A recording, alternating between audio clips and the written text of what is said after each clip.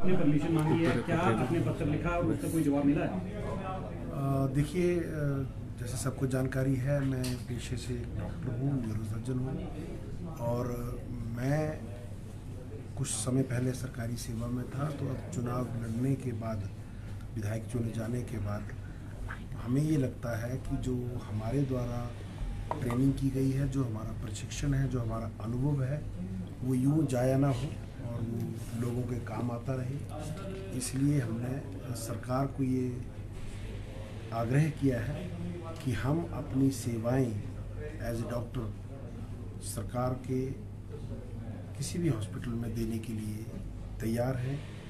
हमें इसके बदले में कोई तनख्वाह नहीं चाहिए, कोई मेहताना नहीं चाहिए। हम केवल और केवल अपने अनुभव का, अपनी शिक्षा का निरंतर उपयोग अपने प्रदेश के लोगों के हित के लिए करना चाहते हैं। और अभी इस विषय में सरकार की ओर से हमें कोई भी जानकारी प्राप्त नहीं हुई है कि सरकार हमें ये अनुमति देगी या नहीं देगी। डॉक्टर साहब, अगर बात करें, आपने कितने साल स्वास्थ्य विभाग में सेवाएं दी और इस दौरान अगर देखा जाए, क्योंकि न्यूरोसर्जन हिमाचल की बात करें तो कुछ चंद लोग भी हैं, तो कितने आपने ऑपरेशन किए हैं और क्या ऐसा प्रावधान है कि सरकार आपको अलाउ कर सकती है? देखिए, ऐसा है कि रही प्रैक्टिस करने की बात, तो प्रैक्टिस करने के लिए मैं हमेशा फ्री हूँ। मैं कभी भी प्रैक्टिस कर सकता हूँ, वो मेरा स्किल है। परंतु मैं नहीं चाहता कि मैं किसी प्राइवेट संस्थान को ज्वाइन करूँ। इसलिए मैं सरकारी संस्थान में ही रहकर निःशुल्क अपने लोगों की सेवा करना चाहता हूँ। अब ये सरकार को तय करना है कि सरकार को हमारी सेवाएं चाहिए या नहीं चाहिए। हमने एज ए डॉक्टर लगभग 15 साल काम किया है और जो भी काम किया है वो अस्पताल के आंकड़ों में वो दर्ज है कि कितने ऑपरेशन किए हैं, कितना काम किया है और किस तरह का काम किया है। और एज ए न्यूरोसर्जन मैं हमेशा एक बात को कहता रहा हूँ कि न्यूरोसर्जरी की जो भी बीमारियाँ या जो भी चोट जब किसी व्यक्ति को लगती है, तो समय रहते अगर उन चीज़ों का इलाज हो तो लोगों की जान बचाई जा सकती है।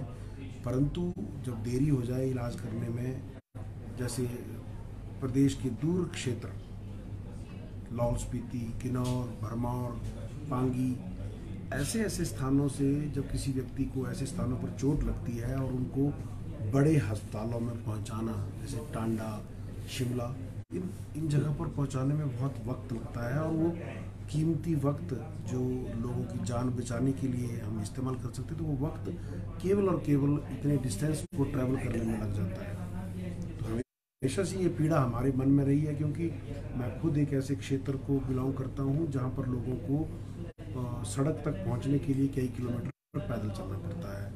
तो जब लोग वहाँ से गिरते हैं, चोट लगती है, और जब तक शिमला हमारे पास पहुँचते थे तो बहुत दयनीय और बहुत गंभीर स्थिति में पहुँचते थे। और मन के भीतर हमेशा एक भाव पैदा होता रहा कि जीवन में कुछ ऐसा करो कि इन लोगों की जो जिंदगी है वो खतरों से बाहर निकाल सकें, इन लोगों की मदद कर सकें। डॉक्टर साहब, आप जिस तरह से काफ़ी समय तक जो है अपने स्वास्थ्य विभाग में सेवाएं दी हैं, तो आपको क्या लगता है कि क्या कमियां हैं? आप विधानसभा पहुंच गई, उनको किस तरह से सरकार के समक्ष रखोगे और क्या लगता है कि कितनी ज़रूरत है स्वास्थ्य के क्षेत्र में काम करने की? देखिए, स्वास्थ्य के क्षेत्र में बहुत काम करने की आवश्यकता है। और अगर आंकड़ों के बात करें तो आंकड़ों के हिसाब से तो हमारे प्रदेश की स्वास्थ्य सेवाएं देश भर में काफ़ी बेहतर हैं।